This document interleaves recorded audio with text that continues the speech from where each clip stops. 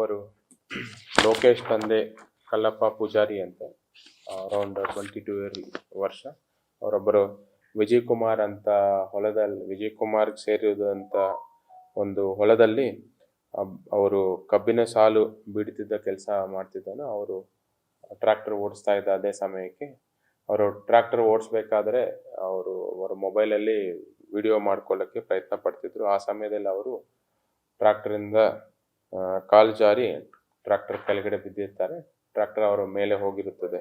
ಆಮೇಲೆ ಅಲ್ಲಿ ನಿಯರೆಸ್ಟ್ ಇದ್ದವರು ಟ್ರ್ಯಾಕ್ಟರ್ನ ಸೈಡಿಗೆ ಸರಿಸಿ ಚೆಕ್ ಮಾಡಲಾಗಿ ಅವರಿಗೆ ಎಡಗಾಲಿಗೆ ಮತ್ತು ಬೆನ್ನಿಗೆ ಭಾರಿ ರಕ್ತಗಾಯ ಆಗಿರುತ್ತದೆ ಮತ್ತು ಅವರು ಸ್ಥಳದಲ್ಲೇ ಮೃತಪಟ್ಟಿರ್ತಾರೆ.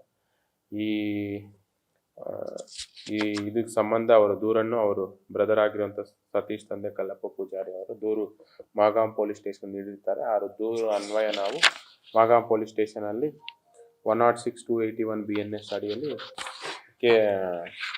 ಪ್ರಕರಣ ದಾಖಲಿಸಿಕೊಂಡು ತನಿಖೆಯನ್ನು ಕೈಗೊಂಡಿರ್ತಾರೆ. ಅವರು ಟ್ರ್ಯಾಕ್ಟರ್ ಡ್ರೈವಿಂಗ್ ಮಾಡಬೇಕಾದ್ರೆ ಅವರು ವಿಡಿಯೋದಲ್ಲಿ ಚಿತ್ರೀಕರಣ ಮಾಡ್ತಾ ಇದ್ರು. ಆ ನಿರ್ಲಕ್ಷ್ಯ ಸಮಯದಲ್ಲಿ ಅವರು ಸಡನ್ ಆಗಿ ಸ್ಲಿಪ್ ಆಗಿ ಕೆಳಗಡೆ ಬಿದ್ದಿದ್ರು. ಅವರು ಟೈರ್ ಕೆಳಗಡೆ ಅವ್ರ ಮೇಲೆ ಟ್ರ್ಯಾಕ್ಟರ್ ಹೋಗಿದ್ದಕ್ಕೆ ಅವ್ರ ಗಾಯ ಆಗಿ ಮೃತಪಟ್ಟಿರ್ತಾರೆ. ಅದು ಲೋಕಲ್ ವಿಜಯ್ ಕುಮಾರ್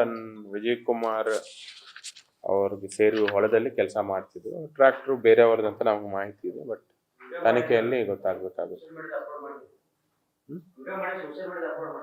ಅದು ಏನು ಇನ್ನೂ ಗೊತ್ತಾಗಲಿಲ್ಲ. ತನಿಖೆ ಆಗಬೇಕು, ಬಟ್ ವಿಡಿಯೋ ಚಿತ್ರೀಕರಣ ಮಾಡ್ತಿದ್ರು ಅನ್ನೋದು ದೂರಲ್ಲಿ ಮೆನ್ಷನ್ ಮಾಡಿದ್ರು. ಸೊ ನಿರ್ಲಕ್ಷ್ಯದಿಂದ ಅವರು ಟ್ರ್ಯಾಕ್ಟರ್ ಚಲಾಯಿಸುತ್ತಿದ್ರು.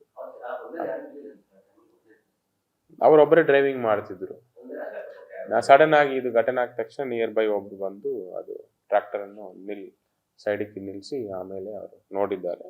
ಅಷ್ಟೊತ್ತಿಗೆ ಅವ್ರದ್ದು ಗಾಯ ಎಲ್ಲ ಆಗಿ ಡೆತ್ ಆಗಿರ್ತಾರೆ.